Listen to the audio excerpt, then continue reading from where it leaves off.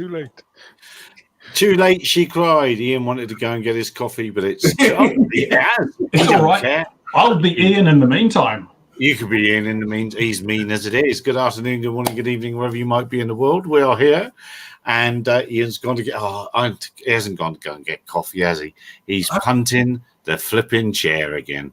Oh, silly, silly, silly me! Why didn't we spot that right from the start? Why couldn't I have spotted that? And I bet he doesn't bring his coffee back either. I bet he don't think of us at all. Oh, what? One for everyone. Yeah. I know. I know. He's not sharing. He's not sharing. He's maybe, I know what it is. He's going to come back and just go. Here's the new DJI drone, and he's going to have it. Well, where's the new DJI drone to go with the goggles? There's You've got no two goggles, haven't you? Where was the coffee? The tea was down the house. I'm in the garage. These are the version 2s. No, it isn't. It's the version 1s. But I could tell you they're the version 2s. They look exactly the same. So are there no version 2s in the world at all then? I don't really have any. There are one or two people in the US that have them, I believe. Joshua Bardwell and Nerve FPV. Hello there, Ref. I will type like you that. Mean Nurk FPV. Nurk, that's it, Nurk FPV. I tried to watch his video. But there were like every 2 minutes there were mid-roll ads, so I went and watched yours instead. You know, I am so hard I turn mid-rolls off. I have to say, as a watcher, I watch a lot of YouTube content, and it's a complete pain in the ass right now. It really is ridiculous. Hello, hi Malik. Well, what do we think of these goggles then? It seems like the community is not best pleased with them, and because they didn't, as you said before we started, come with time travel and all sorts of other things. I think the problem is the FPV community is looking at things from an FPV community point of view. DJI is a consumer electronics and drone company who have a product in the FPV sector, and they used to high expectations, and I don't quite know why, because Fat Shark never give high expectations. Let's be honest, there's not massive jumps in tech with Fat Shark either. Everything's been very incremental over the years. What are you talking about? They put a off-on switch on the damn things. How much more of a jump can you get? Well, DJI are going to add that in about 4 or 5 versions, I believe. No, they've got it now. It's on the battery. It's on the battery. Well, yeah, but in the goggles. But I think the FPV community has whipped itself into a storm. There was a lot of hearsay, a lot of noise. I was never expecting much more than what we've seen. At the end of the day, it's a very minor update. I think if you watch a lot of other content out there, it's not hard to think what this is about. If you look at what's been leaked, if you look at images that have come online, put 1, 2, and 2 together, and you'll get where this is at. The FPV version 1s have been out of stock for quite some time. They've quietly pushed out the version 2s. And I think whenever in the future we will see something, I think we'll see something that will take advantage of the new features. You're talking in code there. Do you mean the new drone due on the 17th, 19th, or maybe not at all this month now? Not that you could possibly comment. I think people are clever enough to add up where this will go. There are a lot of... I don't have a set of V2s. I don't have a set of V2s. There are people out there who do. Joshua Bardwell has a very good video on where this lies. And I think, as I said, I think we're all just look at what some of the leaks have said, and I think you won't be too far off. Now, people have been asking questions, and there's a lot of unanswered questions on these right now. We don't know. There is support for 2.4 gigahertz. There is no support for that in standalone FPV. I don't think that will ever come. And I have a reason. Hang on, Ian. What do you mean by that? What does that mean?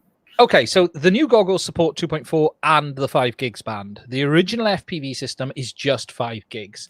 This isn't an update, as I said in my video, to the FPV system. It is only an update to the goggles. The air units and the remote remains exactly the same. So if you use the version 2 goggles with FPV, you only get 5 gigahertz. Now, people are saying, well, is there going to be 2.4 gig air units? Now, the issue with that is this. They would have to release a new remote controller to do that.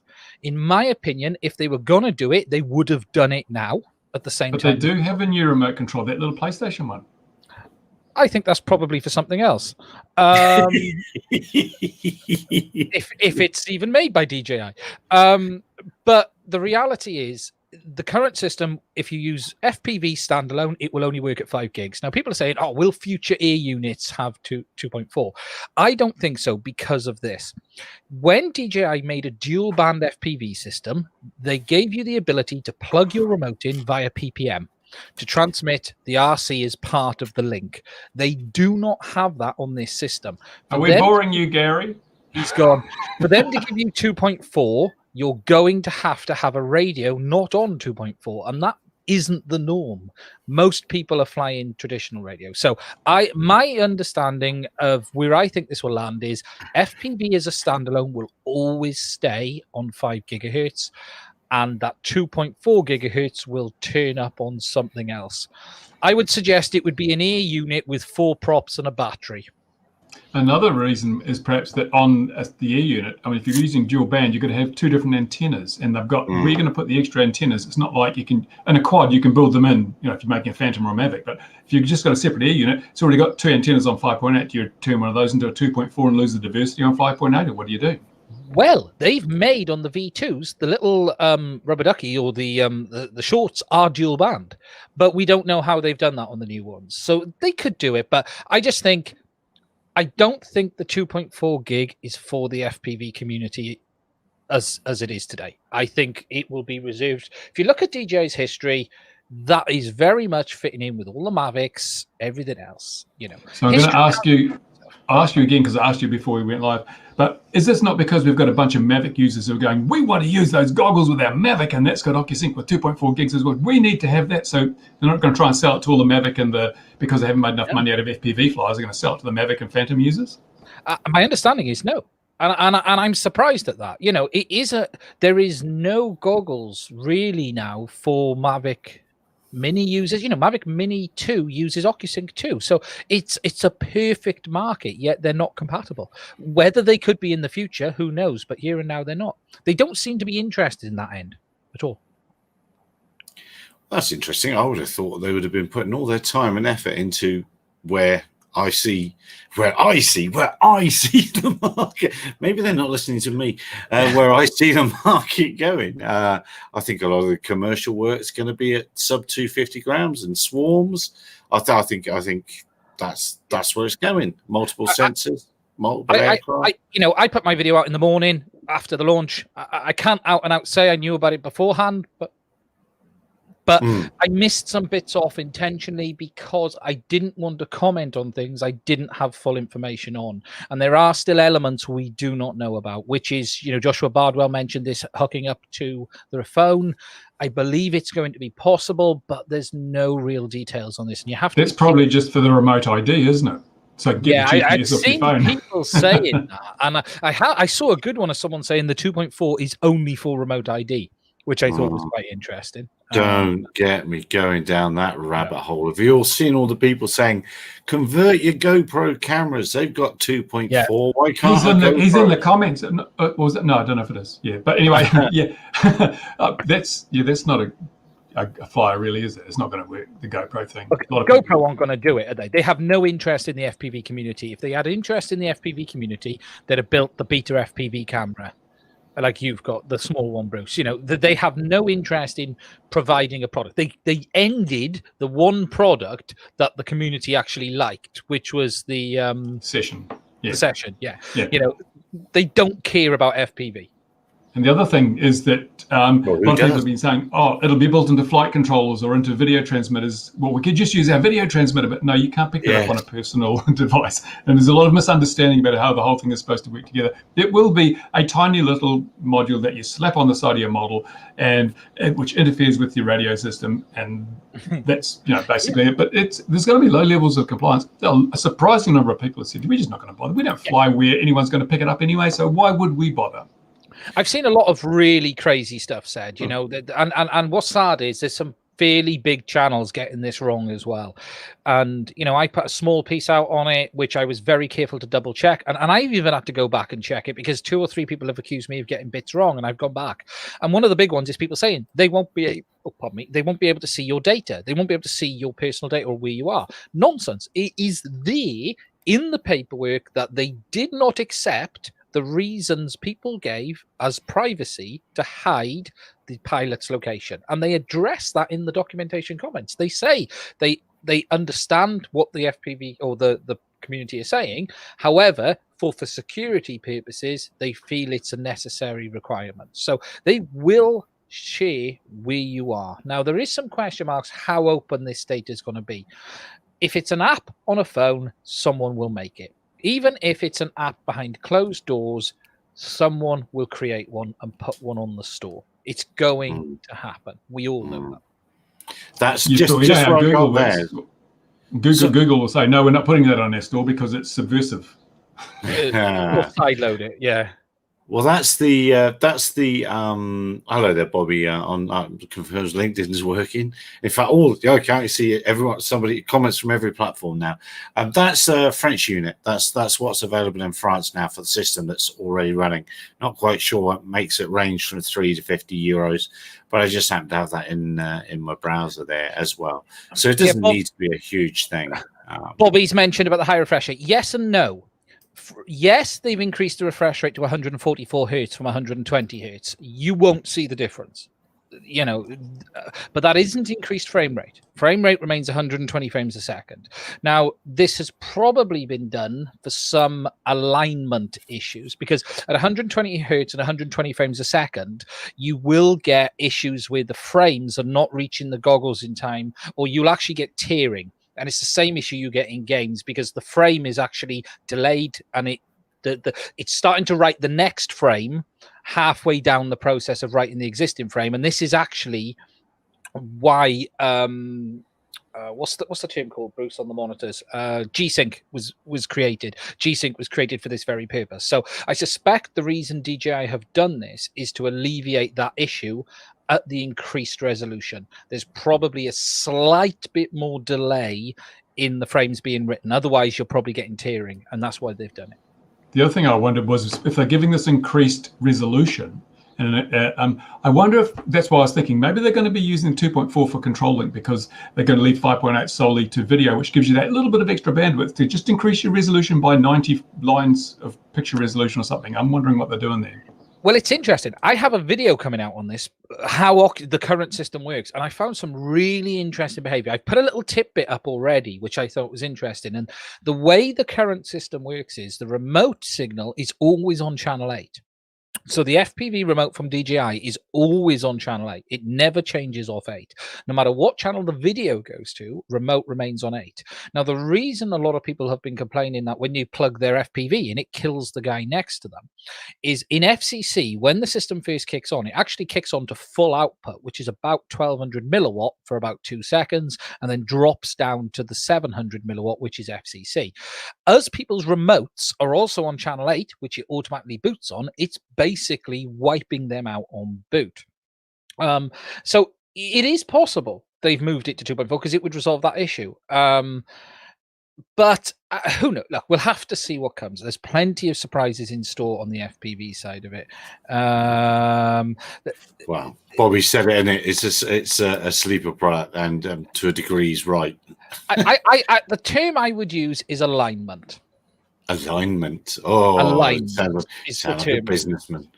It's if I was making products, I would call it alignment. But is it like an Oddfellow? It's if you've got one already, you're never going to upgrade to it right now. You might change your mind in 2 to 3 months, but right now you are. But 90 extra lines of resolution, Mike, you've got to upgrade to that. I had to look up the 810p resolution because that's such an odd one. And I didn't realize it was the same with the screens off the top of my head because I was just thinking 810p. What the bloody hell resolution is that? It's not common to anything, but it'll be stored on the DVR as 720 still, I suspect, because that's the standard resolution. Well, all of that is unknown, you know, and there are question marks. The spec says it will receive the video up to 120, so 60 or 120 frames a second at 810p.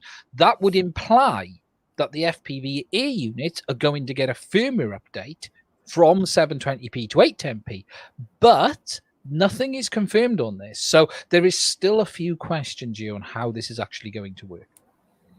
I just wish they'd fix the color cast, the green, the excessively bright greens in the DJI camera. I'm not. Firmware is an interesting one. I see a lot of people asking about, when are they going to fix GPS overlay on recordings? It's not going to happen. Recordings will never have the FPV OSD on it because they're two separate things. It's a data stream and a video stream, and they're not. They can align it so it plays back together. That's doable. If you record it on the SD card and when you play it back, it's aligned, but it will never be on the recording, as I understand it.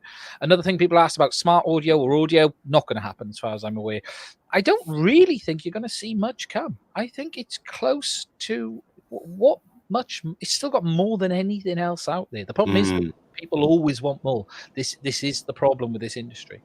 Also, we're pushing the tech as hard as it'll go at the moment. You can't get quantum improvements in bandwidth. In fact, that 50 megabits was great. In fact, the silly thing is that I think the DVR records, the onboard DVR and the DJI Air unit records at 40 megabits per second, but the stream is 50. You get a better picture on your DVR than you do out of the Air unit. It's crazy. I think I think where we might see some improvement is a new Air unit at some point. As Bruce said, I think there's a market if they can keep the Air unit the same size and then get that up to 60, 70 megabits a second, like we had on the Phantom. They need to go 4K. It'd be great to have 4K, but that's going to introduce latency into the extra latency into the video chain. So they probably won't do that. They may go, somewhere in between 2K7 like they did on the Mavic Mini version 1, but who knows? The problem increasing the camera resolution is they then have to split that down like they did on the Phantom 3. The camera was 4K, but the image was 720p, and they actually have a separate dedicated video transcoder to actually do that. But it's hardware and it's space, and this is the problem you're going to face. And as Bruce said there, 4K would be fantastic, but you're either pumping that 4K over the image link or you're putting hardware in to downscale it, and then you're having to add more SoCs, which is adding more heat, which is adding more space, and then the Air unit gets bigger. There's no win. Well, everyone back to analog before it's too late. Quick. Yeah. Well, then how big is the market? Is it really worth the trouble? And is this as good as we need? Do we really need it any better? Well, I still fly mainly analog. It's as good as I need. I've got digital, but my DJI sits there. I use it from time to time, and I go, "Wow, that's great." But then I go back to analog for a number of reasons, which I'll probably be explaining in a future video. But the difference it really shocks you when you look at it. But when you look at all the details, analog's still got so much to offer, especially for the money. Although I have just put that shark bite system in a craft that's well under 100 grams, fixed wing model under 100 grams, and that just that's so much fun. But I mean, that again is a niche, and analog would have done the same job, just not quite as well. Yeah. I think if you look at, here's an interesting comment on this. I think the FPV community is a very internet active community for the most part. I think a large portion of FPV users are online. Both of the main videos on this have had about 33,000 views. I'd expect them to get around 60, 70, maybe 80, up to 100. Bruce's regularly hit 100,000. I think that's about, is that the size of the market? How many? I think we could easily say 80% of FPV users go online who would be interested in this product. I don't think it's unfair to say that. So is it much more than 100,000 people? Which is why I wondered if they're trying to attack the Mavic, crowd with the goggles, because that would certainly open it up in terms of a market exposure, because there are so many more of those craft than there are of people flying FPV freestyle. Sharkbite announced, Fat Shark announced that they've hit $1 million worth of orders for the Sharkbite system. And that was, I ran the numbers on that, and that was about 250, 3,000 sets, I think it was. Roughly 3,000 sets. So not what DJI sell in Mini 2s in a day then? No, okay. It's very good. And to be fair to Fat Shark, it's even fair to say if you say 75% of them were sold to existing users and 25% of them bought a new set of goggles as well. And I think it's realistic for that to be the case. They've probably done very well out of it. And I did the numbers on RC Groups, and I think it was something like 2,700 Sharkbite units and another 300 sets of goggles. Now, if that system has driven 300 sets of goggle sales, they'd probably be quite happy because that's 300 grand, you know, in revenue. It's a lot of money. So, but it is minuscule compared to DJI. You know, DJI would sell 200 odd sets to one dealer. That's the reality. You know. Well, let's jump. Sorry, that speaks to the lack of competition we're going to have in the digital market, because if you look at the sales levels these companies are getting and look at the cost of developing and try and amortize that over those numbers, it just doesn't make any sense. No. Well, let's jump to another thing that's caused quite a lot of controversy in the forums today, and that's the terribly, terribly named new Sony drone, the Air Peak. Whatever. Are you sure it's made by Sony? It looks awfully like DJI to me when you look at it. It looks like an M200. It does look like an M200 with a Gremsy gimbal off the bottom of it. And, well, I'm surprised at the hate being sent out there for it. And I'm afraid I've just come away thinking to myself, well, fair play, Sony. You've put some images out at CES, which you were part of anyway, and you're testing the market to see what the market's going to say. And if you are going to bring something out, it's not going to look anything like that. But they've got some huge advantages over American companies, I have to say it. There's no ITAR, they're not Chinese, and they are absolutely a brand that's very, very well known. I don't know. Just not in the drone market. That's it's not their core business. I'm shocked at how little was said in that press release around one or two companies we were talking about before. Because I read this and I was expecting there to be a lot of, let's say, we created the open source drone industry talk. Yet nothing at all. I think Sony has the potential to own the cine drone market, period, because they make the cameras and the drone for Sony should be the easiest part of the industry to do. It's just building an aircraft. That's all it is.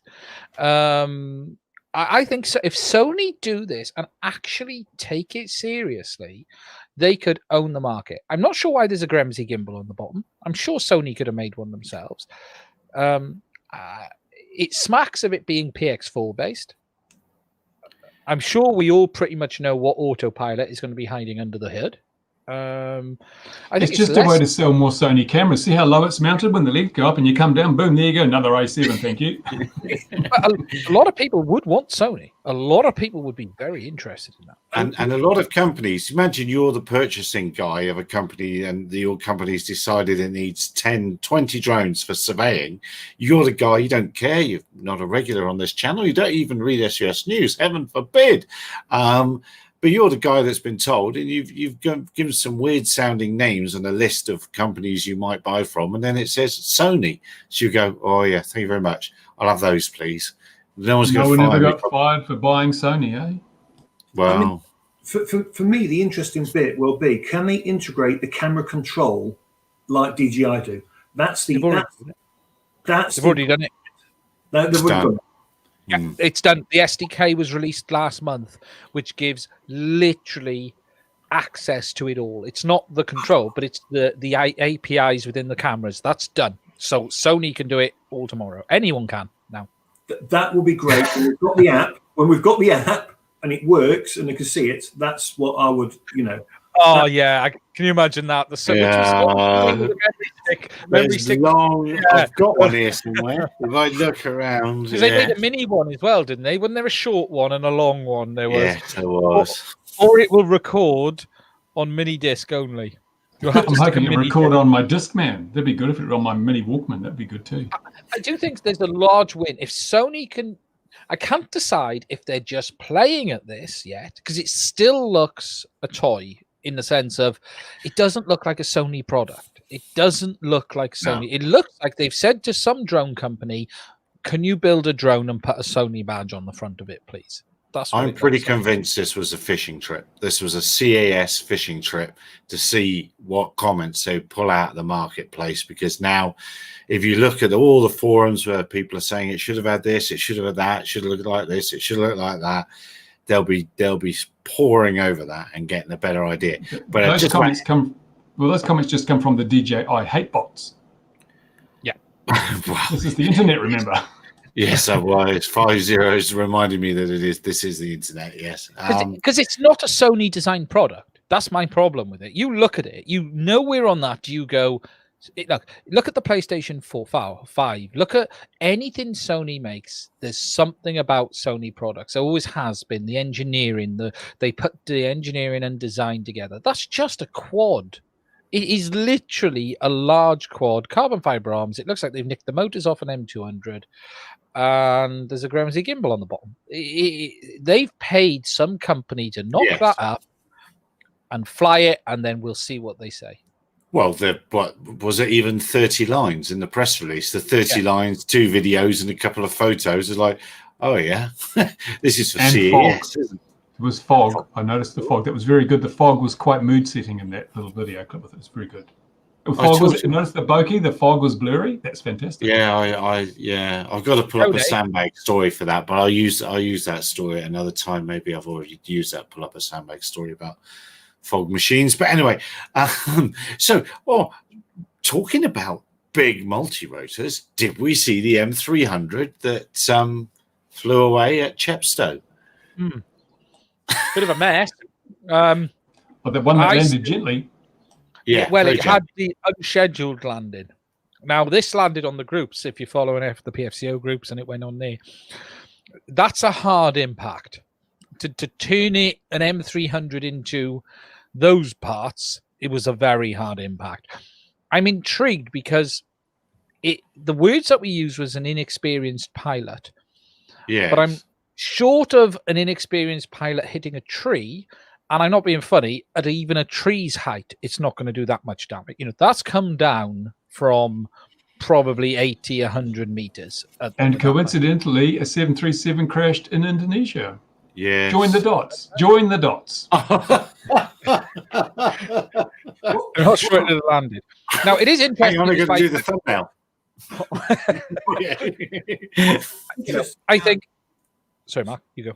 I was just saying, the interesting thing about the M300 is, though, if it has a one prop failure or one arm failure, it's meant to be able to get itself down to a degree. So it's something serious has failed. And like you say, to do that kind of damage, it's come down a long way. That's not a small drop at all. At least drone operators can now be confident that since we can fly over people, at least there's less likelihood of your drone being destroyed to that degree if you land on somebody. They're soft. Yes. I think what interesting is, I'd be interested in what he was doing there, because there's a huge amount of noise around drones at racing circuits. And on the same day, someone was on the ground car filming. So was there a race taking place? And if that's the case, I think because there's a guy in the UK that's been paying drone operators to film horse racing live, because obviously TV horse racing is delayed. To prevent, to allow the betting, and I can't remember the exact reason, but it's been delayed by a few minutes intentionally. Yeah. Now, there's a guy in the UK who's been done for this, but refuses to stop doing it, I believe, and he sends drone operators to fly at races so he can get the result quicker and do betting. Well, what would stop me being there with a cell phone or a laptop, even if they're that delayed and getting it through? I'm not sure what the reason the drone is specifically. Mark, do you know why a drone is? It's because of the distance and the height. You can see the race better. So up and above, you can see what's going on the track better. And remember, you can punch in. So if you want to know who's going to be first, you can literally punch in to watch it all, and it's pay-per-view. So they do like these gambling channels, and it's all done by drone, and it's ahead of it's just ahead, but not a lot. It's just ahead of the. It's enough you can get a bet in on a website before the end of the race. It's enough that you can do that. This is why everyone's disappointed that the new V2 goggles don't have time travel. Yes, it's all coming together. Join the dots. It's all there if you look hard enough. I know they do it with sports matches that are when the umpires with tennis in particular, they they have to put their confirmed scoring into some sort of digital system, and it always takes a split second longer, and someone at the courts does it. But gosh, I didn't know that about horse racing. And that's why drones aren't allowed in the New York Stock Exchange. Yeah. I actually did a property shoot next to one of these horse racing sites, and they're saying these people that show up with their drones, it tends to be one guy. They've got their helper with them, and then they've got 2 bits of muscle with them, so no one can interfere with the drone flight. And they will literally stand face to face with the security for the event if they have to. Those big guys, the meat they took with them. It is really interesting. If you approach them, you've got to have some nerve, from what I understand. I don't get out enough. There's lots of parts of the world that I have absolutely zero knowledge of. There are some people who say you get out too much, Gary. Yeah. Well, yes, there is that. I was talking to your probation officer the other day when he said that. I mean, yeah. The person that can stop these drones flying at these sites is going to make a small little fortune, because these sites, they don't want the drones there. They need them to be gone. It does cost them a lot of money. So yeah, you've got to find a way just to deal. A laser pointer from the ground. That's all I they thought need. every single counter UAS system in the world was fantastic, fabulous, and will easily do that. We need not need to worry. I mean, it's about there's that legality bit, isn't there, on interfering? Because you could track the. Oh yeah. Oh yeah. But it's actually Laser pointer. Interfering. Laser. I mean, yeah, laser pointer. I would never suggest taking a Wi-Fi system and walking around it. I would never suggest that. Interfere with the drone system to put it in return to home. I would never suggest that. No, quite so, quite so. And Dragon's Eye, as we've seen there, seems the arm not secured on that that M300. Ian, you're muted. Yeah, the image shows that there's an arm that doesn't look done up, but I'm not convinced that it's a weird one. I have flown the M300, and I've been flying it a couple of times recently, and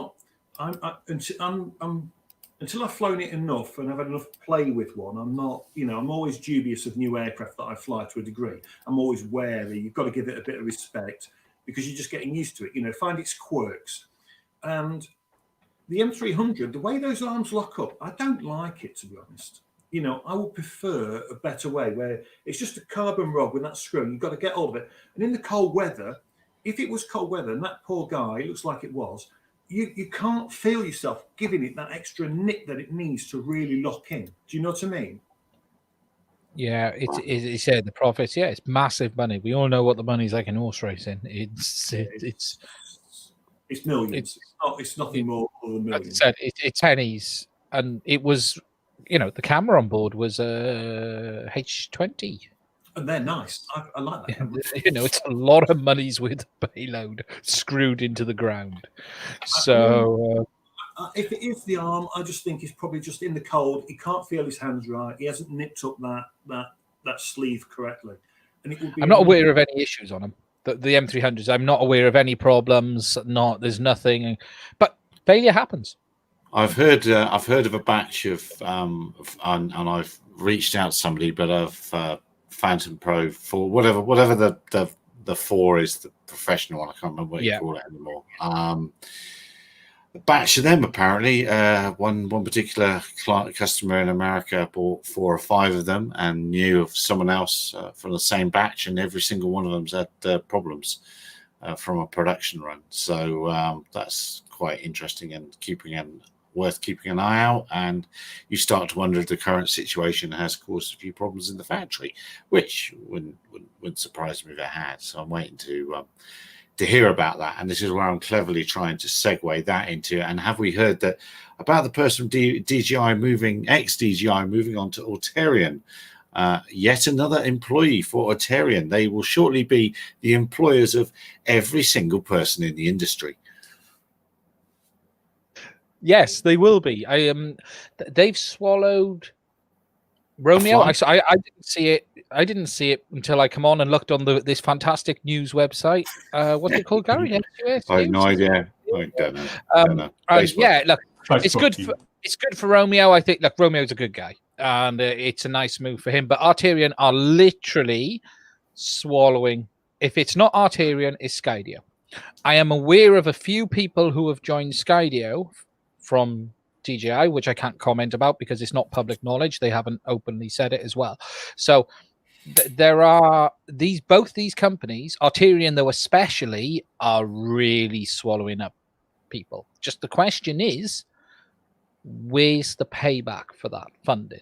Arterion are not making products. They claim to have created the industry for the most part, the open source industry. They have a lot of interesting and bold claims, and I try not to hate on them, but they make it easy when there's some of their advertising. And bold. That was a very good line. A lot of interesting and bold claims. Very good. I like that. I like that. Yeah. And look, there's a lot of history between them and the Ardra Pilot team, and they're aware that the community is not happy about that. There was an interesting Twitter conversation by one of the guys involved, and it was very much, you guys are trying to make it sound like Ardra Pilot never existed. And Arterion are certainly pushing the market into the max, but someone is paying for all of these people. And they're not making products that do that. And whilst they say they're, powering bold. Well, you use that version of it. Yeah. Whilst they're, they've got a lot of companies doing stuff. But is it money in the bank? It comes. We've seen this time and time again. We've seen companies saying, but at the end of the day, who is giving the money? Where's the coin coming from? It's a lot of people. It's an awful lot of people. It is on open source software. I mean, that's free, that stuff, isn't it? Surely that's free. Well, it's a weird, because the PX4 has now been split down two ways. It has an open source community with a version of it called PX4 Enterprise, which lives behind a paywall. Now, that paywall is Arterion, rightly or wrongly. And my impression is you're not paying for PX4 Enterprise, you're paying for Arterion to customize it to your solution and help you build the product. Now, they've created the Node flight controller and the autopilot system and the communication links, and they've created all of this other hardware. But you're not seeing commercial, the only product that you buy today that uses the Node is the the Free Fly Astro. That's the only model off the top of my head that openly admits to using it. Now, they have got part of the Blue UAS. There's talk of it being involved in that. But that's Vantage Robotics, isn't it? That's Vantage. But it's a US company. There's a lot of, it's not US, but it is, because it's thing behind it. It's I forgot his name. Which thing? Chris or no? From behind the flight controller. Lawrence. Yeah, it's Lawrence behind it. So I just wonder, where's the money coming from? At the moment, there's a lot of noise. It's almost like they're saying they're the biggest company in the drone industry, but you don't really see the products. And Skydio, I see they've done two things. Thing number A is they've told us, I think we spoke about this last week, you can have them in 3 weeks or whatever now instead of 3 years. And then they picked up a CES award. And I'm afraid, I always think, because if you look back over history, most companies that pick up a CES award don't last very long. CES awards are not the best indicator of success in our trade, in my humble opinion. And Sony, I think people are really missing the point of the advantage that Sony has, is they are completely exempt from ITAR. There's no gray area, there's no fiddling around, it's exempt and with a brand. So I don't think they bought the machine out that is going to be the machine eventually. I think they're testing the water, but that's just me. Now shut everyone up. Well, what I would love to see is actually have the hexacopter, that sort of size, carrying that sort of camera, but a hex for redundancy. That's what so if you're going to make something like that, make something nice, something it is going to be big, yes, but give us a nice hex or something. Would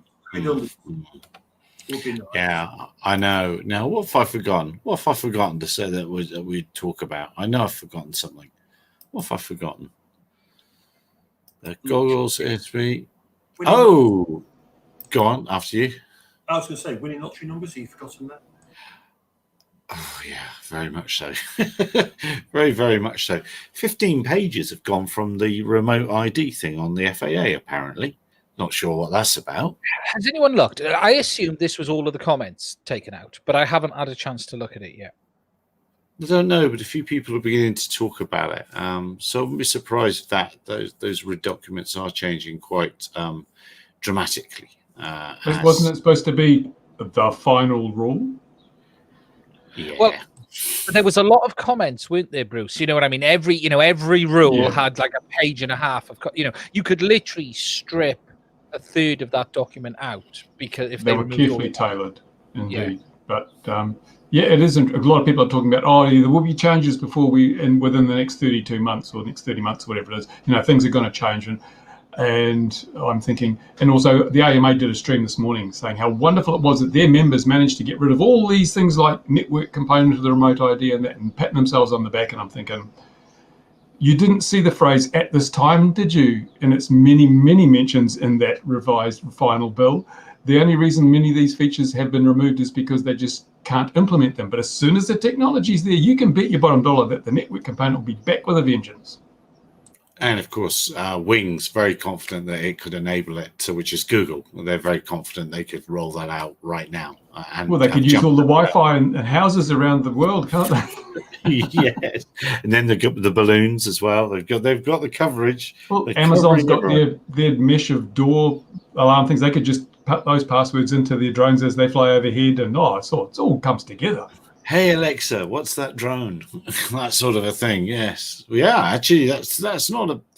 There you are. There's our. We were talking about standing up a network of Raspberry Pis to receive all the RID stuff for our national system. We just stand up all the Alexas in the world. That is because they receive. I've never even seen one. They've got 2.4 gear on them. I assume they've got Wi-Fi gear on them. Yeah. And I was going to actually ask Mark. I mean, how many people in the UK don't realise that Section 1.3 of CAP 722 allows you to have an FPV camera as long as you're not recording anything? So it's probably 100,000 or plus.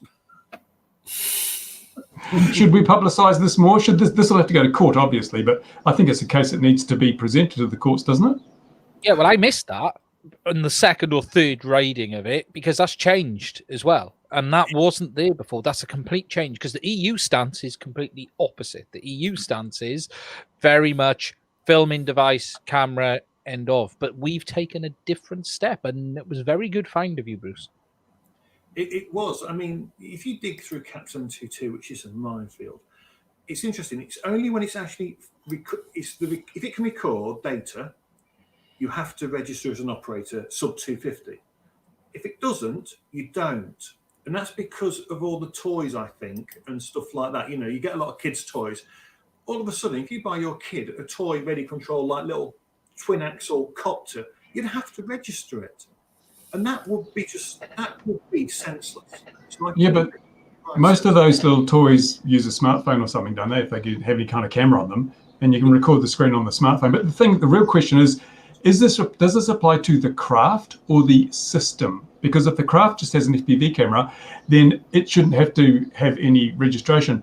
But if you are on the ground, people say, but you've got DVR in your goggles. Does that matter? Because that does not change intrinsically the craft's capabilities, does it? So, and even if you do have DVR in your goggles, if you don't have an SD card in there, then that is technology that cannot record anything.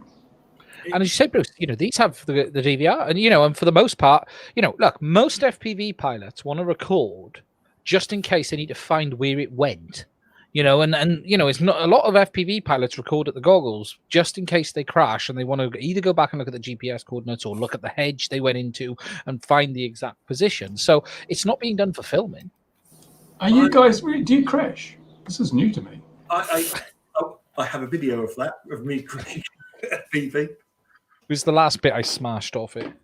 I think I put a plane in a tree. Does it have a USB connector on it, that thing, for any reason? Has he managed to rip it off? Not anymore. Not anymore, yeah. I've only broke 2. No, I still profess I didn't break the second one. The first one I broke. And the rover did that itself. Wasn't me. I was driving the rover this time. You're on it. I must be quite rare. I don't typically, I don't record every FPV flight. I just stick my GoPro on it, but that means my GoPro is then with the aircraft and I'm no wiser. I must be quite rare then because I don't really record digital at all, record on the headset or anything. I don't get the problem. I mean, I'm always flying within visual line of sight. So you know where it is and you're flying around and you can see through the goggles, and if it crashes, it crashed there. I go over there, pick it up, bring it back. Or if I really need to, I flick the little switch that goes beep, beep, beep, beep. There's no need for this, recording GPS. Who has GPS on their quad? Oh. I've gone small, Bruce. Look at that. Look at these small bits. Bladed props. Beta flight. Beta FPV, is it? Yeah.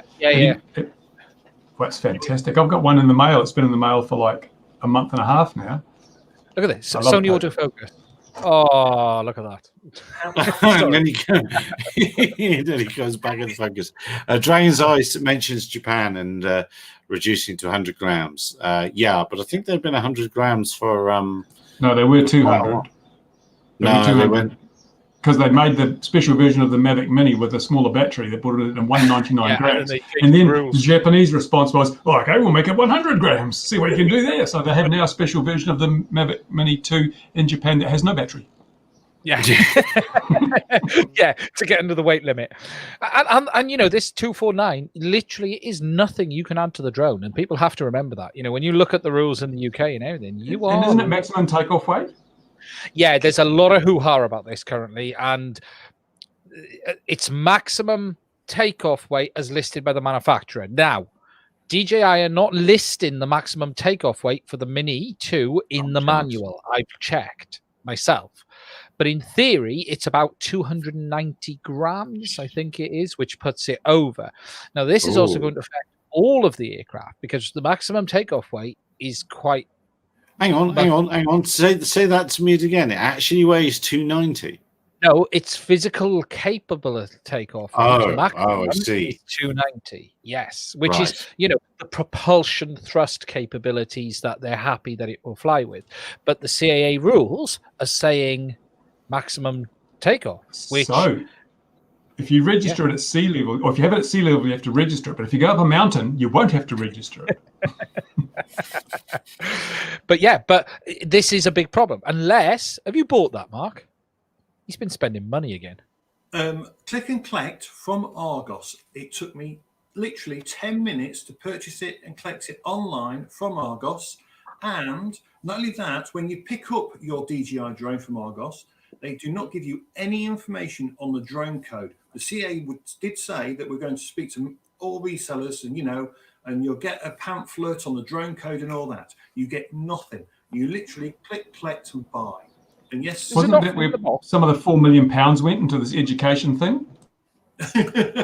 Oh, so well. It was well. Isn't it in the box? Isn't there a leaflet in the box? No. Pardon? Isn't there a leaflet in the box? No. There might be one in the manual, but he's never opened that. No. Like, I would look in the box. Good evening to you, Louis. How are you? Hi, guys. So I see that the Santa Claus was giving some presents, right? Seems so. It looks like it, doesn't it? Yeah. That's the piece, Mark. That's the piece. You have to write it yourself, though. No. It came on the slow boat from China. So only today the new... Come on, Ian. I was expecting to see you on a brand new spanking DJI V2 whatever glasses. Oh my God. He does the spanking on his other channel, Louis. Yeah, that's it's his other channel. Yeah. No. Is that the V1s or the V2s, Louis? I believe it's somewhere in between. No, I don't have the V2s. Oh my God. But the Germans did in World War II. Yeah. Too Too soon. soon. There we are. Don't bring it up. I'm sure there's demonetization for that still. Sorry, guys, I was late. I was fighting with some power issues. Oh, yeah. Leave the bureaucrats alone, Louis. Leave them alone. Oh my God! Don't tell me anything. Our president, the president of Portugal, had one positive and two negative for COVID. So the country is going mad. Fly it, Ian. Sorry, Mark. Fly it, Mark. Fly it. Come on, get it airborne. You don't get it out of the box and not fly it. Come on. Show us these crash things you're talking about. Yeah. What is interesting though, on the new version 2, on the Mini 2, they give you this little widget here that sits on the back to protect the props, because everyone was getting prop issues, weren't they, in the version 1? Mm. It was moaning. So they give you this little protector thing that fits on the back. Yeah, no, I'm jealous. That is actually Is that the only DJI thing I've wanted to buy in a long, long, long time. By the way, is that a special color for UK cloud color so that you cannot see it on grey skies? Yeah. They moved from white for the UK to grey, so we couldn't see it.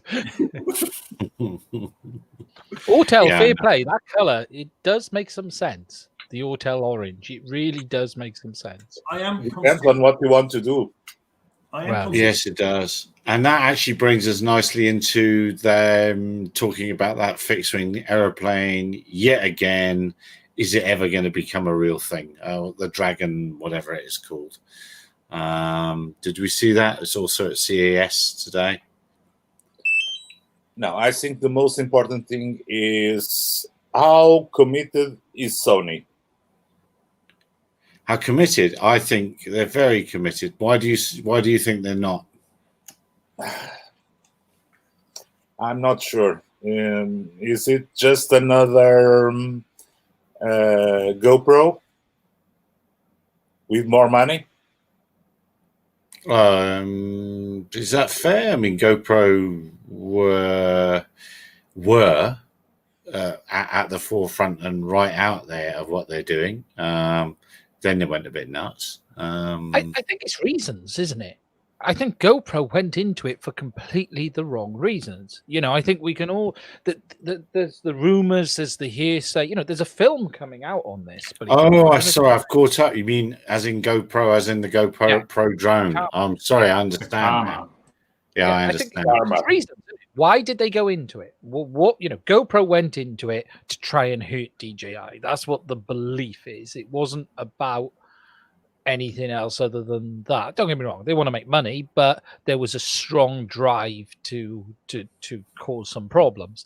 I think Sony are not a company that rush into anything. I've never owned a bad product from Sony. Not one. Let me just ask you something. Did you ever manage to buy an Aibo? No. Oh. But I never tried. Yeah, but the thing is, isn't the AirPic also an Aibo lookalike?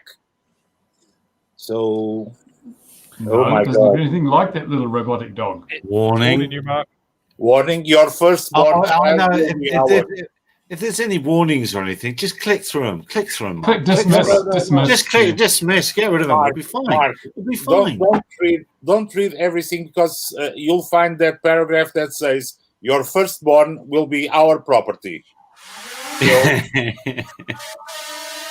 Oh! Airborne stud 3.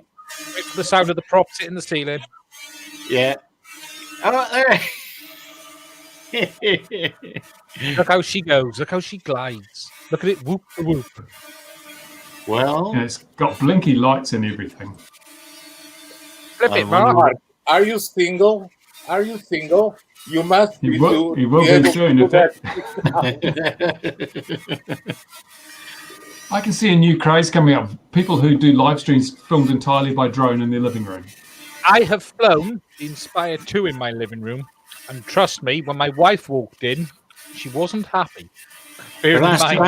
That's because you live in Downton Abbey, I wish. Ian, and your living room is in actual fact it's wasn't bigger that than big. all of our houses. It wasn't that, but trust me. I had it. I've flown an Inspire 2 up a staircase when there was about 2 inches of prop space either side, but it's doable. That's how stable the big aircraft are. That's even more stable. Let me tell you something. There is an unnamed member of Ardupilot that while flying a commercial drone with 3 letters, managed to ruin a 75-inch or 77-inch LCD display. Please tell who. That he learned quite easily not to do testing in-house. Not me. By the way, not me.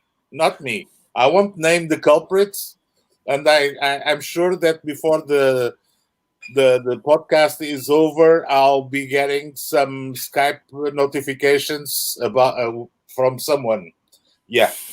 The hitman has been dispatched. But actually, on the subject of big quads, we had a 7-inch long-range quad at the airfield on the weekend, and it's easy to forget when you play with just little sub-250s and 5-inch quads, even stuff like this. You forget how really intimidating those bigger quads are and how scary they are. And I have a feeling that's why we're seeing such stupid regulations for this kind of thing, because the people making the regulations are just used to things like matrices and Agris and big drones that scare the snot out of you just because they move so much air, and you see those big props spinning around and they think, oh, well, all drones. But when you get something like this, which is just really kind of a whole orders of magnitude safer, they don't take that into account, which I guess in some ways is where the EU rules are a little bit common sensey compared to the things like New Zealand rules and the US rules.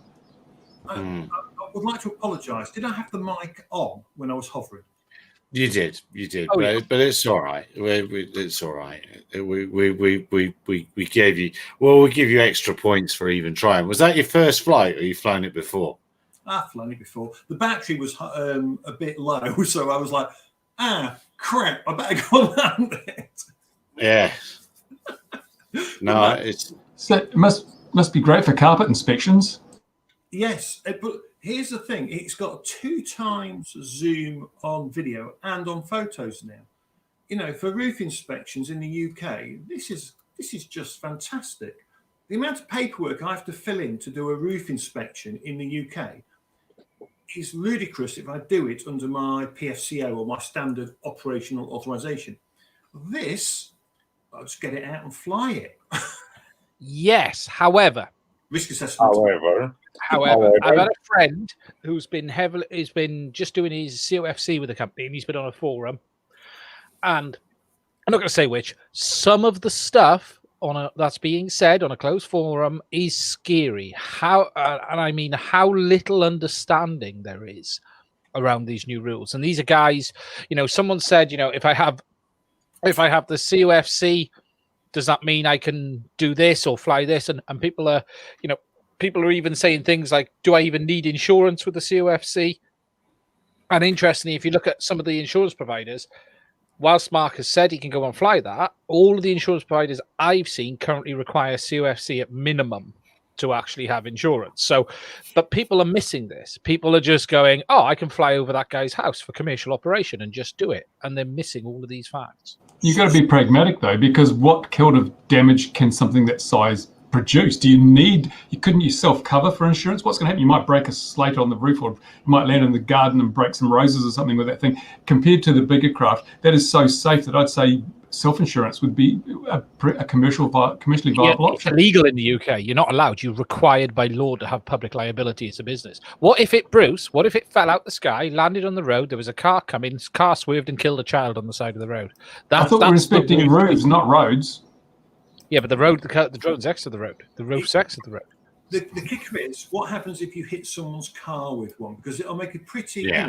If they've got an $80,000 car sat there on the driveway and you fly and you hit it.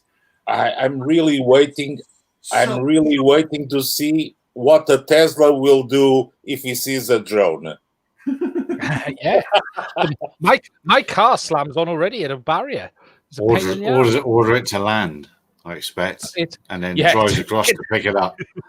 and then a little arm comes out underneath and brings it back exactly. into the mothership and then drives off. Exactly. It's like, got another one. Yeah.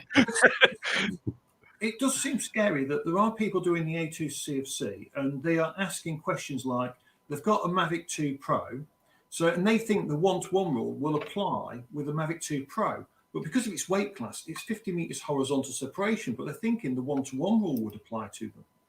And they think, they've done the course and you're going, it's just, I've got my strap the reality is, the rules are too complicated. No. They are too. He's had a girl say that to him before. Oh my God, we are doomed because Mark cannot even put the damn strap straight.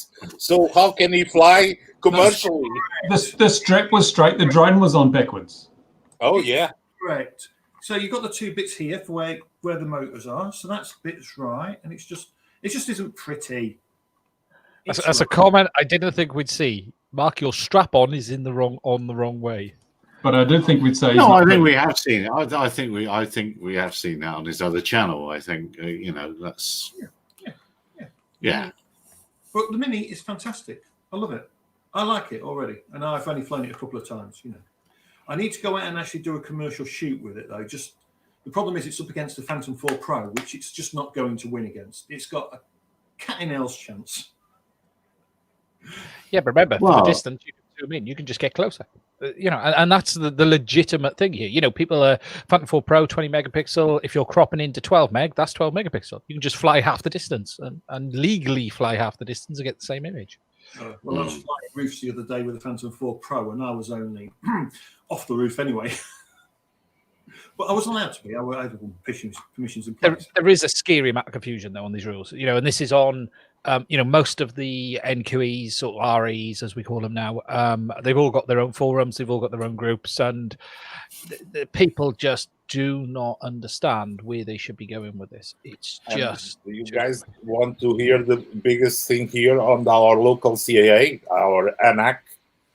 They hired the platform for registration of users to AirMap. Oh, so just the registration of users or UTM as well? No. For the moment, only users. So yeah, so we have our ID cards as a chip in it. So you need to log in with the chip on the ID cards. So you get the wrong way. Is that your Portuguese ID card or your okay? Portuguese ID card. Okay. Yeah. So you log in with it, and first days the platform crashed and gave access to the administrator's console for user management. Cool. So. Yeah. Wow. That's interesting that they've got a foothold in that. I didn't know they even had skin in the pilot registration game. So does the GDPR apply in your country, Louis? Does the EU? So someone can get sued to oblivion? So let's just say that I made a very nasty comment to the appropriate authorities about that. Let's see how it goes. What's amazing is, right, and what's the crazy bit, the UK had a problem when it tried to bring its system in, right, and our system wasn't ready in time, loads of problems, okay. Now the Portugal ones, they try to bring it in, loads of problems. Does anyone get anything right nowadays when they launch something new? Come on, as a commercial entity, I've been on the launch of several web portals, and if we have 100 of the issues that that portal had, we all would be fired. And is that AirMap Portugal then? Have they stood up a company within the EU, or is it from AirMap in America? I don't know. I wasn't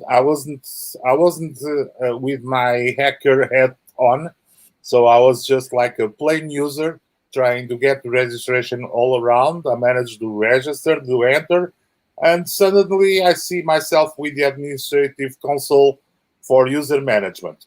Cool. Are we all registered in Portugal now? No, I'm registered already. Well, why didn't you do the rest of us while you were there? Come on. No.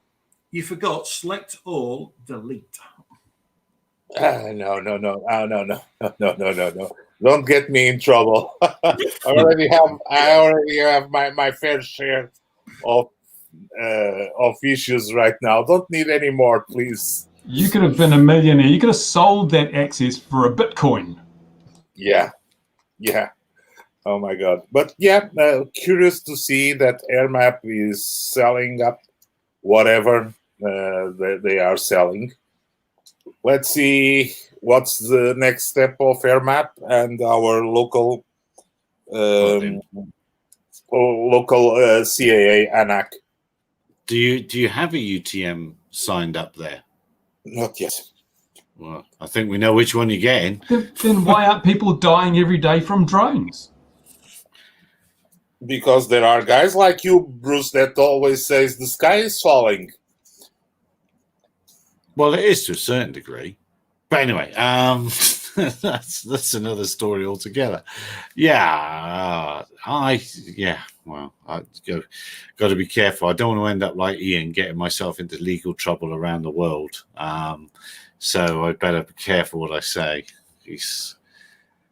Ian, wasn't it Bruce too, or are those being Gary, it's Bruce. I don't say a thing. It's Bruce. Oh, you're right. Yes. Why? Bruce lives in Australia, don't you, Bruce? Absolutely, absolutely, I do. I'm responsible for all the bushfires. Oh yeah. Gary's making the most of his new banner. That's clear. No, I know. I've had. They're always here, but there's most of these. Here's this one. That was the new one. That's a standard. That's a standard Brucey one, isn't it? You know. Yeah. No, it's Bruce. When's Arnie coming back to your channel? He will be a regular. I've just done my little hike thing, and he features prominently in that as my observer. But the thing you see, I finally figured out why you never see Arnie's face, because under the license I've got, I can use his voice, but if I put his face on there, if he appears actually in front of the camera, it costs me a fortune more in having to pay the Actors Union all that money for his appearance. So he will always just be out of camera shot for that reason only. I want to try and get that link with that. And doing people's makeup to be on video is just crazy, isn't it? The amount of time. Once you get the makeup people in, you've got to have the wardrobe people, you've got to have the grips and the best boy and all that sort of stuff. That doesn't sound right to me, but anyway, they have those. And so the costs just skyrocket. I'm just a one-man band with Arnie tagging along behind. That's fair enough. One-man band or one man and recording studio behind? No, one man who will be banned. I'm expecting to get banned as part of this US ban thing anyway, so I think it's just inevitable with all of the things. How many Twitter followers did we all lose in this beginning of this week? Only Trump. Well, he's the only one that doesn't follow me anymore. I don't have any Twitter followers, so it's not a problem. Although I have noticed I'm getting a lot of US-based hate comments on my channel from US-based people. I had one today. Most of them from me with other accounts I run. I don't want to say what it is because the algorithm will probably have us, but it's quite extreme stuff. It's weird. Here we go. Hang on. I'm going to bring this link in that's been put in there, and we can discuss that. Hang on. La balise signalement électronique de Naviol. Well, good job you're here. Louis speaks foreign. There it is. And funny enough... Oh, zut the Lord, mon ami. Mon Dieu. Isn't this the open source transceiver? I'm not sure if it's the open source one. I think it's certainly saying drones for losers. That's what it says, drones for losers. Let me open up that. Who's it made by then? Is it them? Must be. It's the French one. I'm not sure if it's the... well, maybe they want to tell us. That's a bit heavy. It is heavy, yeah. Maybe they want to tell us. Laurent, maybe you want to tell us.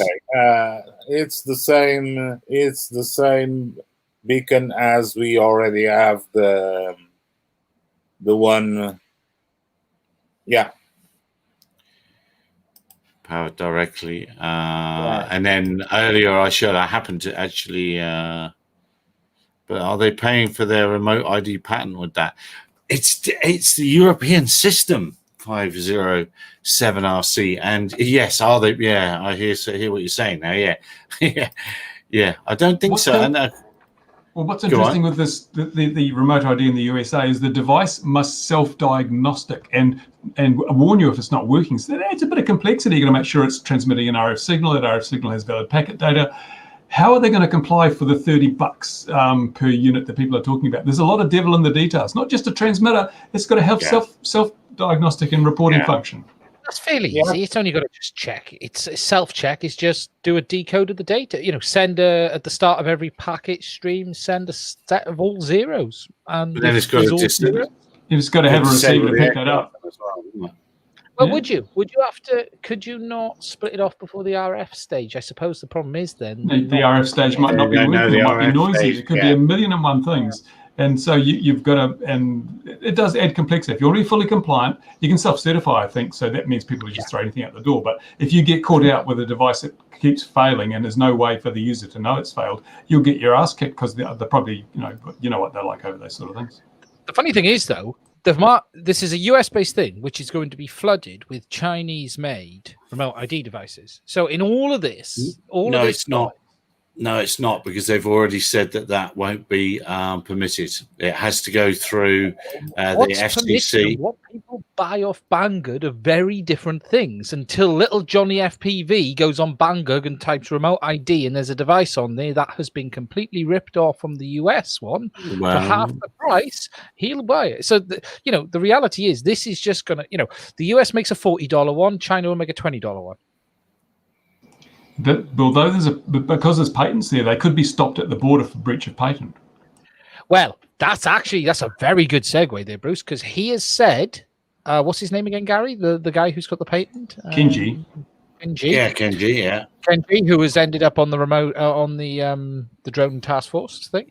They're going to have an announcement in the next 2 weeks that a lot of the community is going to like. Now he has faced quite a lot of backlash over this. Quite a lot of backlash. Well, hopefully it'll be, I'm not going to allow my patent to be used for remote ID, and the whole thing falls apart.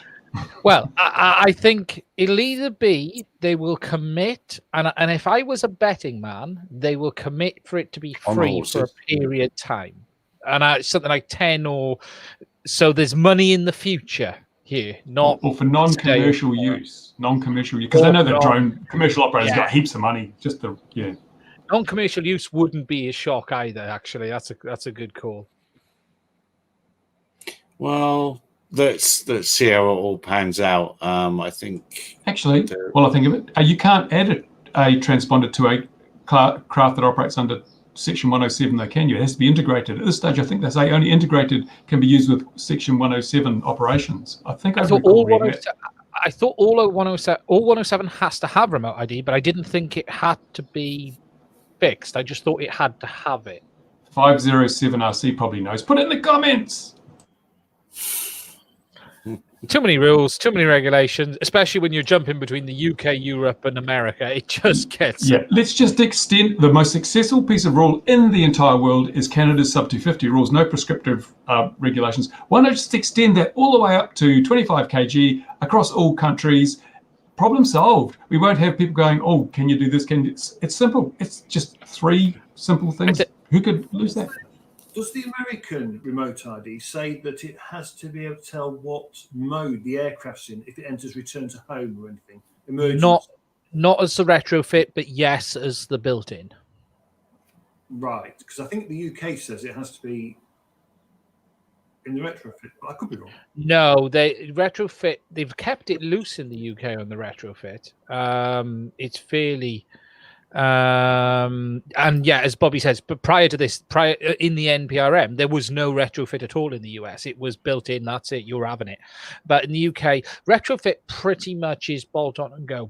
Bruce has raised an interesting question about the self-check, which means technically it's going to have to be a receiver to really comply with that fully, or could you confirm it's working via your own smart device? And that's the next interesting question. That's not self-test, though, is it? That's not self-test. No. And it has to have 2 GPS receivers because it wouldn't know if the GPS coordinates are right on the transmitted signal unless they had something to compare them to. So it's going to be twice the weight, twice the complexity, twice the cost. Perhaps it could compare and contrast with your smart device then, no, with your smart devices. And you could make that part of its functionality that it has to be connected to the smartphone. And how's this going to work? Because with Wi-Fi, don't you have to actually connect to the? Don't you have to have a login to that? It has to act as an access point or something. So you're going to have to get your phone and connect to the drone, and then it's the open Wi-Fi standard, which they're basically transmitting the data as part of the SSID. If you get my meaning, the Bruce. It's like how are they going to get the data back from the phone to the device then if you're not logged in? Well, you don't, do you? It's one way. So you will need 2 GPS receivers. The cheap. Yeah, it's no good, is it? It's no good. I thought of something else, and as we're going on, UPS and Skywood. It wasn't that. It wasn't. We've already mentioned and we've skipped quickly over the Autel. Did we want to do that? Did we not want to talk? I don't think it's very exciting, is it? It's no. It's something that will never be seen in Europe. It's a fixed wing with a 3 camera on it. Oh, well, there we are then. Avionics has got its new, it'd be fabulously priced Ping Station 2. We spoke about Romeo, John? Yeah, Romeo. We did that. Oh, that was it.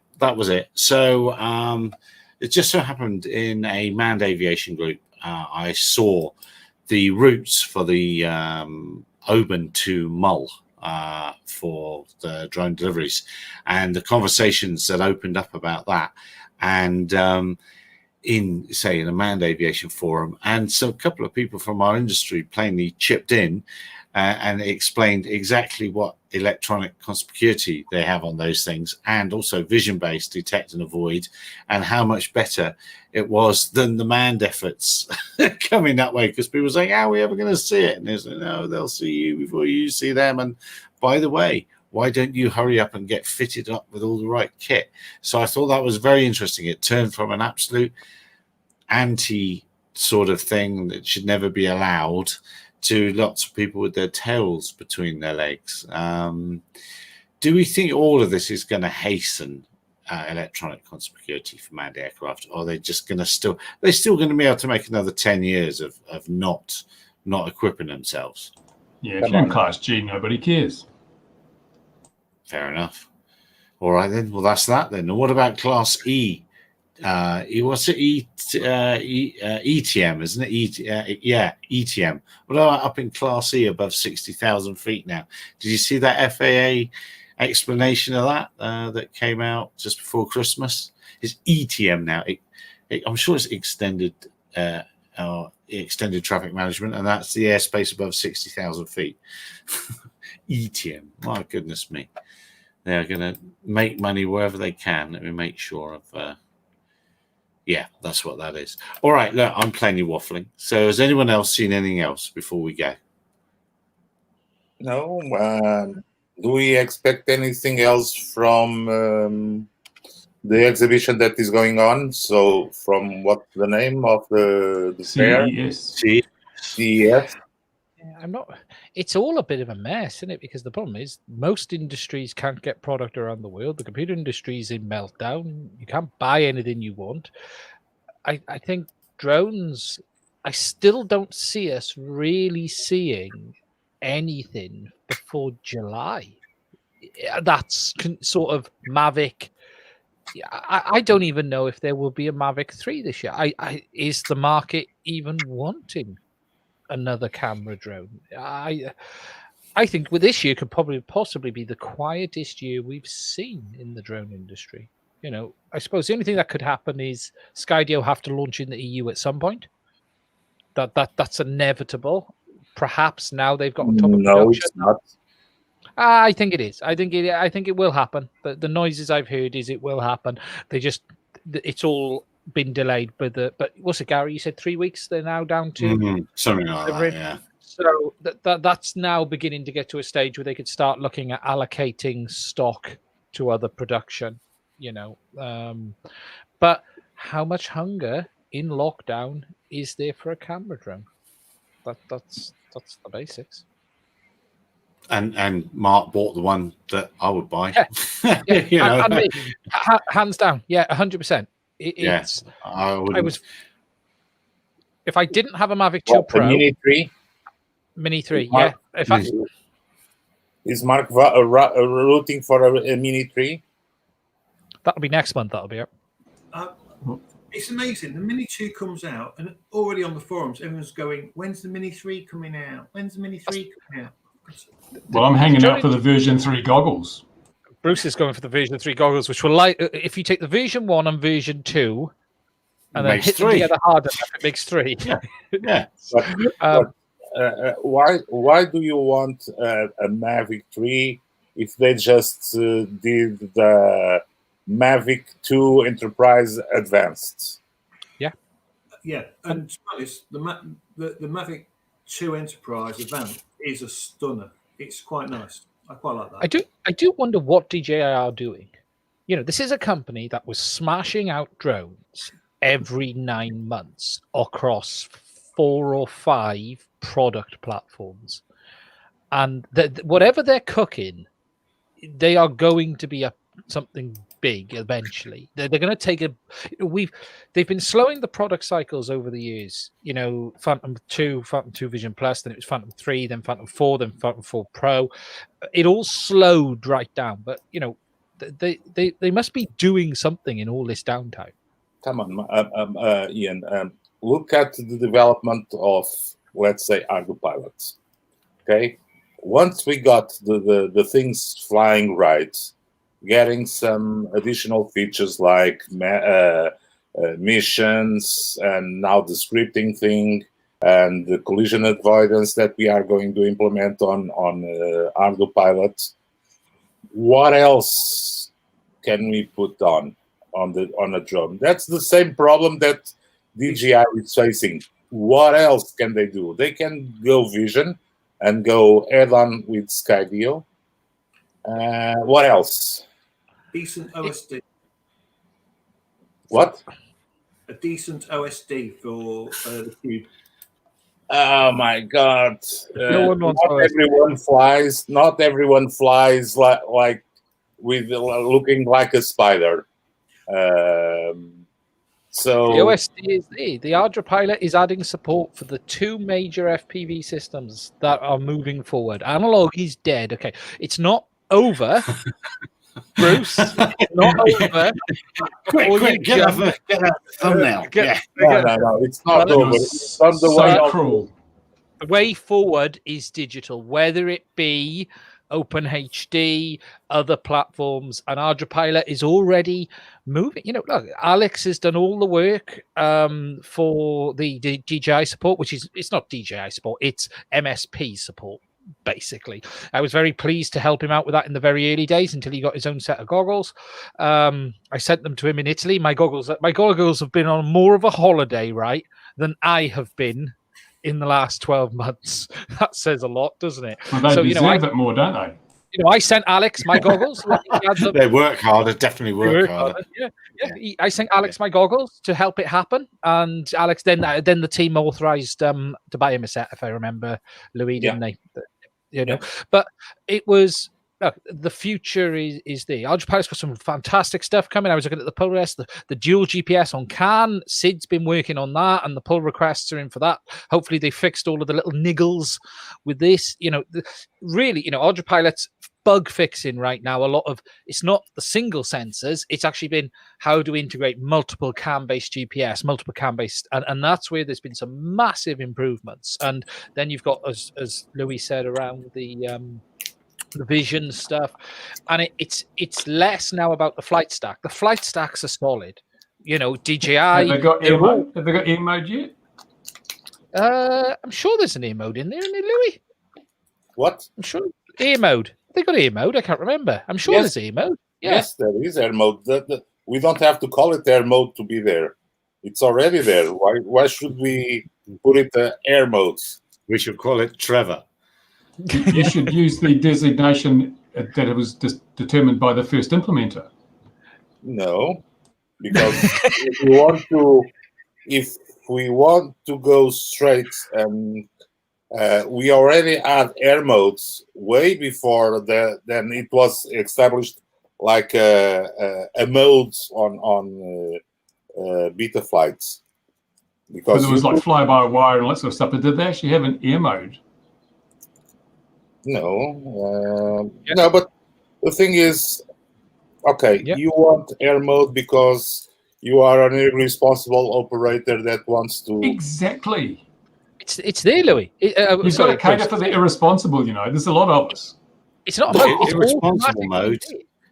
Irresponsible mode is there already, because that's the mode enabled by people that make sure every single switch on their radio does something different, and they can never remember the proper sequence. That's irresponsible mode.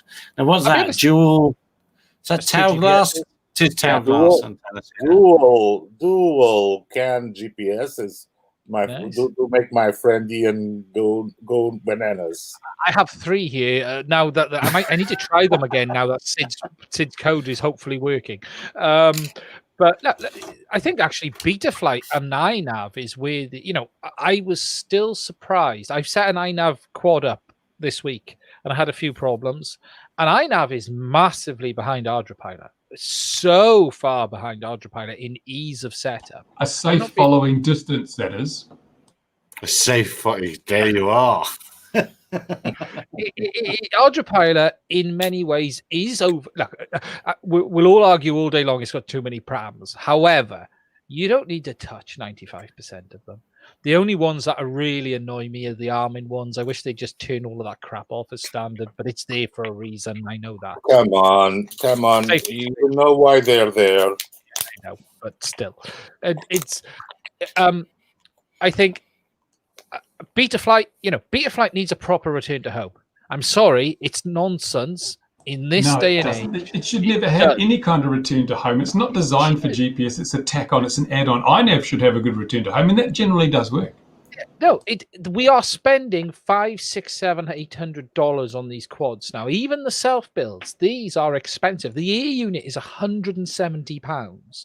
You want to get out a jail card. This isn't analog. Go analog. It's the future. Yeah. But no, Betaflight needs work. Betaflight needs to really step forward in its return to home now. It really does. No, I despair that they put return to home in that. I mean, it's a freestyle flight controller. There's no place for return to home on a freestyle flight controller. If you want return to home, put iNav on there. That's got a perfectly functional. Well, if you want return to home, just tie a string and pull it back. Well, it depends how we define home, isn't it? If we define home as the planet Earth that we all come from, all my quads have return to ground. They all have return to ground. It's called the disarm switch. It doesn't work when you get stuck in a tree. GPS is a small battery is over. It will return to the Earth. So don't worry. Exactly. Yeah, it will. All of them will. Now, Dragon Eyes Filming says DJI VTOL next. That is an interesting. There was a lot of noise about that a couple of years ago. Well, hang on, don't their drones take off vertically? And I've seen pictures of it. So, yeah, was it a partner, especially built system? They some kind of testing thing? Don't know. They went quiet. But come on. If they want to go to the VTOL, they have a lot of issues to work around, because flying a multi-rotor is not the same as flying a plane. And they can take out from the grave their helicopter controllers, which they are already from the last century. But yeah, they have the helicopter controller sort of is skipped around in the history of, isn't it? Whenever you read up the history now, it's like, oh, no, strategies and multi-rotors. We start with multi-rotors, mate. Thought about them at university. That terrible helicopter controller is It's kind of forgotten. Or they, due to the licensing issues, they can go PX4. Yeah. But you're right, and I think you hit the nail on the head first time with why they won't rush to bring an aircraft out of any sort. Is it's not what their user base are used to flying, and they will be getting them out of shape all the time. But Parrot have done very well with that range of aircraft. That what is very well? Come on, Ian, be reasonable. Have they sold 1 million? No, I suppose they'd be lucky if they've sold 100,000. Let's be honest. Yeah, so that's the issue. How many geeks or companies that really need a survey plane are there? Come on. Where is the market? Show me the market. Show me the money. Oh, it's here. You definitely will be. I'm aware of a believer that is mapping huge areas of Rwanda now every day for this next week. How many planes are needed for that? Oh, just the one. Yes, true. Yes, not many. I hear what you're saying. Yeah, okay. They go into small markets. It's not like they don't. The FPV system alone is a small market. And by the way, even with all the regulations, and we are always beating that dead horse about the regulations for multi-rotors. When you go to large planes for beyond line of sight, it's another huge can of worms that they are being facing against. So one thing is the stupid drones that fly more or less within line of sight legally. The other thing is going 20, 30, 50 kilometers away, doing that's what Juan is saying. It's just a tiny market. The one I'm still shocked they've never done is a small hex. I've said this since the Unique H came out. It's a lovely size aircraft. If anyone's had it, I really liked the H. I borrowed it from Unique. It was a great aircraft. Literally, the only downside to it was its radio system. And what DJI would have done is won with that because they've got OcuSync and Lightbridge. And I'm just shocked that they have never, to this day, brought out a small X. And I think that's one of their biggest mistakes. Why should they go with a small X if they are confident enough on the reliability of their quads? Because there is still a big enough market that wants it, Louis. I still think... No, come on. What's that, Mark? It's something from his other channel. It's a shoe or a boot? Oh, guess what this is? That's what's left of the believer.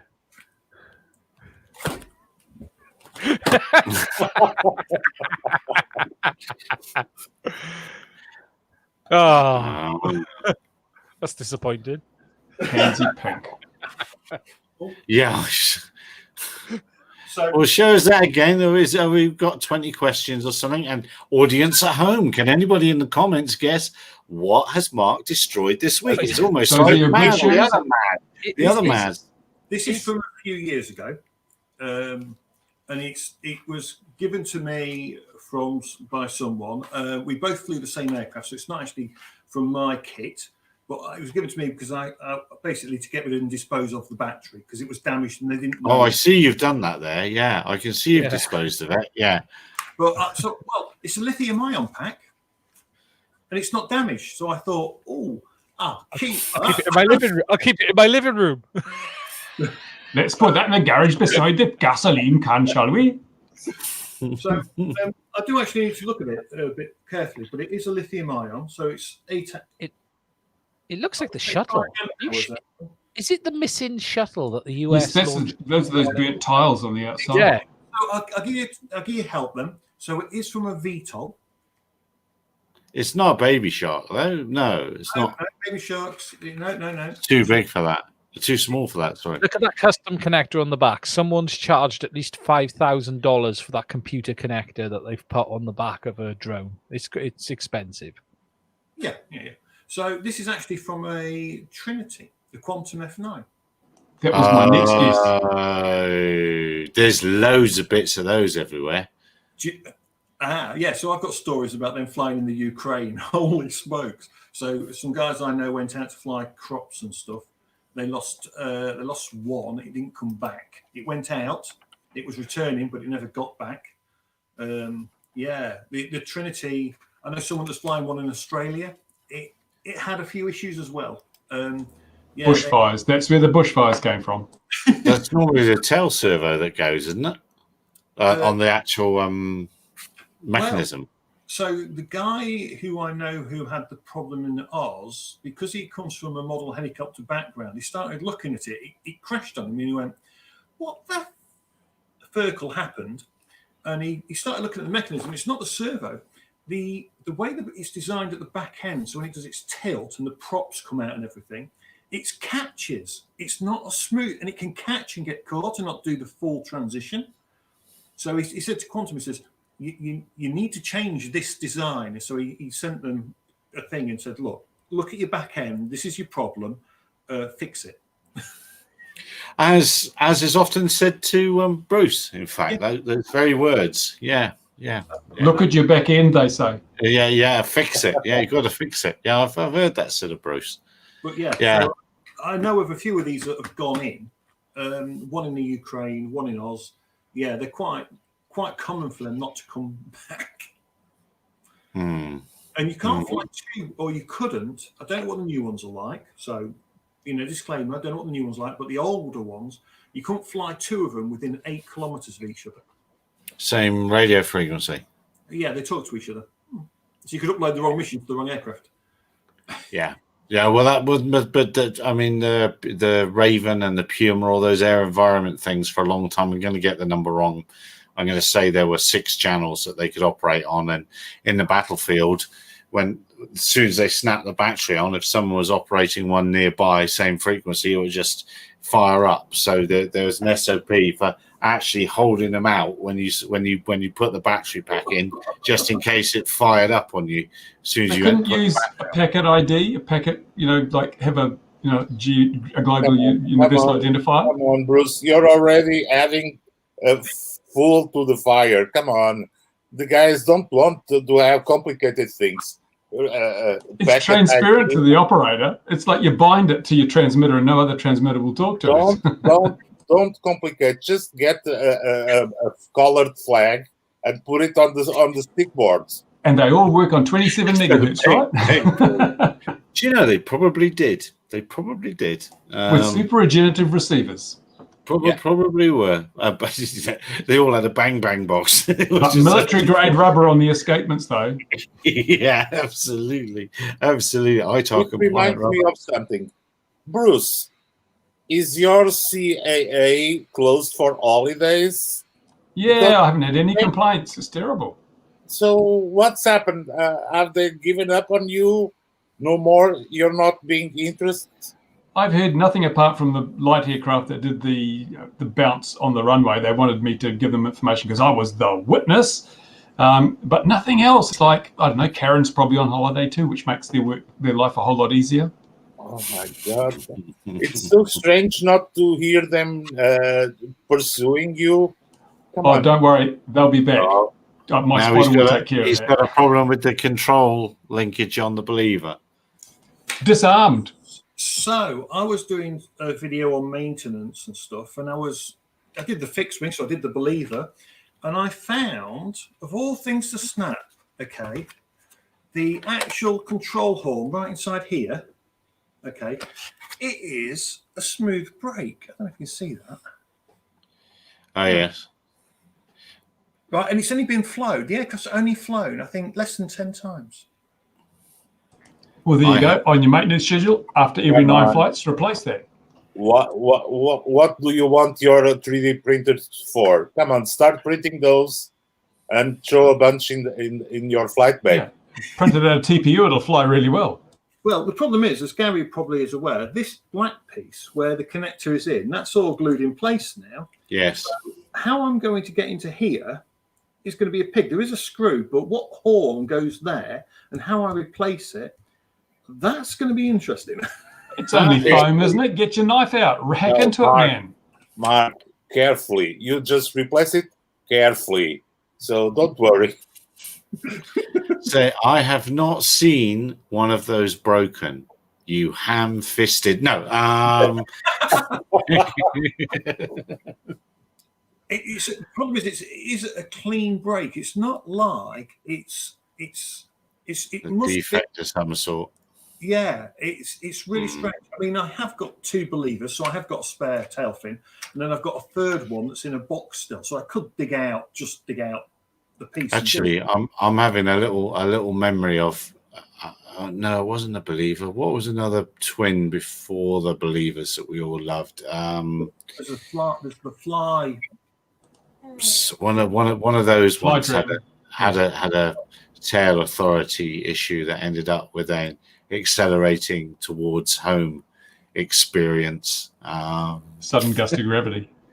Sudden gust of gravity, exactly. Yes, but it was not. Theoretically, it should still have flied. In theory, if the flight controller can cope with one. Yeah, aileron you get 2 because it's redundancy on ailerons. Yeah. So I mean, I was flying FPV with a group of guys once, and one of the lads shouted me over. He goes, my aircraft won't turn one way very well. And I was like, what do you mean? He goes, turn the other way. He was very new at flying as well. I was like, give me the controller. So I flew it line of sight. I was like, yeah, it's not turning right very well at all. It was being really stubborn. I says, hang on a minute. So I flew it nearby and I brought it closer and closer. It's like, yeah, I'm going to land this. And as I landed it, we got to it. Yeah, controller come off. Yeah. I've lost a whole aileron. That didn't matter much to my style of flying. No, it still arrived in its normal manner, I'm sure. Your chat the other day. Yeah, flight's not over till a bit reach the bag. That's the catch for today. Your man the other day was flying very nicely, and I can't remember which video it was, but the one with the asymmetric thrust. Could have been. I can't remember, but there was some nice landings on the video you will see the other day. I noted, and I thought that is well above the normal standard. That's why we don't. That's the guy with the F4 Phantom you're talking about, was it? Or could have been, yeah. Could have been. He's an airline pilot. He's used to bringing the people down without bruises, so he's good at the landings. Yes. It's just takeoffs he struggles with. Yeah, absolutely. All right, look, we're definitely gone into waffle mode here. So as we go, any more? What you got exclusively coming up, Bruce? Come on, you got anything interesting? Come on. Exclusively. Well, I've got the final part of the build video for the Outlaw 250, which everyone's hanging out for, of course, because they've done the first bit up. Put that up. There's some more action from the field. And look at that beta FP. Mine is still in the mail, but it's still somewhere between here and China. I had to build this one. They sent me the parts, or some of the parts, to be fair. Okay. I had to buy the Vista, but I've got no batteries. But I can't buy batteries in the UK. I'm really I got 8 batteries. They sent me 8 batteries. I said I can't buy batteries here, so they sent me 8 batteries. The batteries arrived, but the quad hasn't. So I'm just basically twisting the wires together and watching the smoke come out. Is that the 4S 450 milliamp hours? Yeah. No, these are 1,000 for this one. Oh, I've got a different quad coming. Yeah. I'd cut them in half, I suppose, and get 450 with this curve of the saw taking up the extra 50. Everyone's going small. Small is the Bruce. I'm with Bruce now. This is the way forward. This is the future. This is the future. With the DJI goggles, you can fly them now because it's the future. It's a Vista, and you have time travel. But no, I've had so much fun with my little quads. It's just safe and it's cheap, and you don't cut yourself nearly so bad. Yeah. No, it's the way it's going, isn't it? And on that bombshell, gentlemen, thank you very much indeed. Wherever you are in the world watching, I hope you are safe, secure, and all those other good things. Wearing masks, washing hands, staying away from other people.